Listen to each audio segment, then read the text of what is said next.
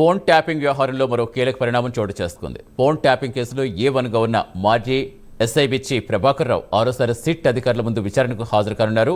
శనివారం ప్రణీత్ రావు statement record చేశారు. ప్రణీత్ రావు సాక్షులు బాధితులు ఇచ్చిన వాంగ్మూలం ప్రకారం ప్రభాకర్ రావును విచారించనున్నారు. సిట్ విచారణకు ప్రభాకర్ రావు సహకరించడం లేదన్నారు. ఈ క్రమంలో సిట్ కోర్టును ఆశ్రయించాలనే ఆలోచనలో ఉంది.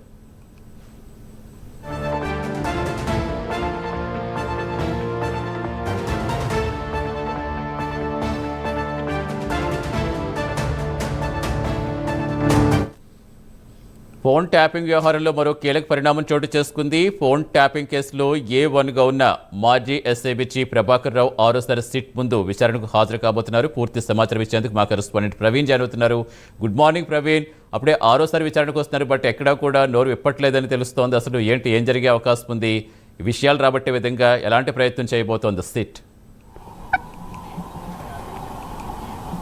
Yes, good morning Satish. అయితే తెలంగాణ రాష్ట్ర రాజకీయాలనే కీలక మలుపు తిప్పినటువంటి ఫోన్ ట్యాపింగ్ కేసు ఏదైతే ఉందో, ఆ యొక్క ఫోన్ ట్యాపింగ్ కేసులో మెయిన్గా ఏ1గా ఉన్నటువంటి ప్రభాకర్ రావుని సిట్ అధికారులు పలు దఫాలుగా అంటే ఇప్పటికే 5 సార్లు విచారణ జరిపారు. అమెరికా నుండి వచ్చిన తర్వాత అయితే ఈ యొక్క ఫోన్ ట్యాపింగ్ వ్యవహారం మొత్తం కొలికి వచ్చినప్పటి నుండి 14 నెలలు అమెరికాలో ఉన్నారు.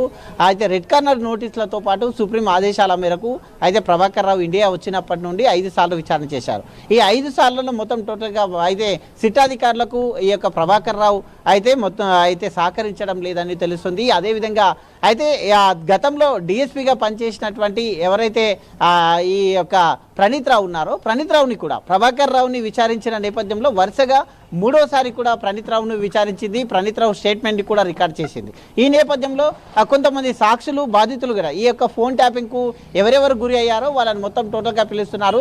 అయితే ఈ యొక్క డాటాను మొత్తం టోటల్గా ధ్వంసం చేసిన క్రమం లోపల ఈ యొక్క మొత్తం ఏదైతే నవంబర్ 15వ తేదీ ఏదైతే ఉందో, ఆ నవంబర్ 15వ తేదీన ఒక్క రోజే 650 ఫోన్లు ట్యాపింగ్కు గురి అయ్యాయి. ఆ యొక్క డాటా మాత్రమే అక్కడ అధికారుల దగ్గర ఉంది, సిట్ అధికారుల దగ్గర ఉంది. కాబట్టి ఆ యొక్క డాటా ప్రకారమే సాక్షులను బాధితులను మాత్రమే పిలుస్తున్నారు.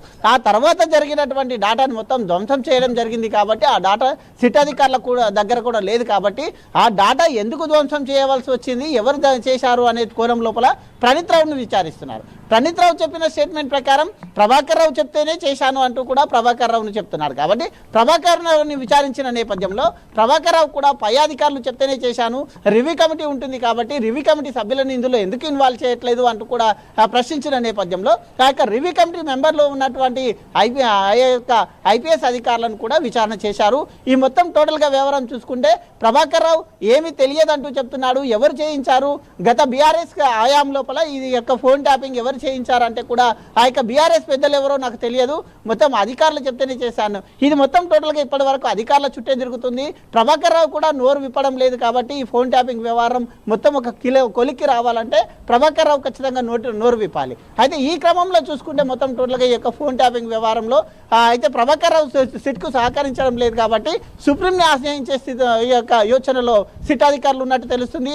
అదేవిధంగా నాంపల్లి కోర్టుకు వెళ్ళేసి నాంపల్లి కోర్టులో కూడా ఈయనని కస్టోడియల్ విచారణకు తీసుకోవాలంటూ కూడా సిట్ అధికారులు భావిస్తున్న నేపథ్యంలో అయితే అధికారులు ఈరోజు ప్రభాకర్ రావుని పిలిచారు. కాబట్టి ప్రభాకర్ రావు ఈరోజు ఏమన్నా సిట్ విచారణకు హాజరవుతారా, లేకుంటే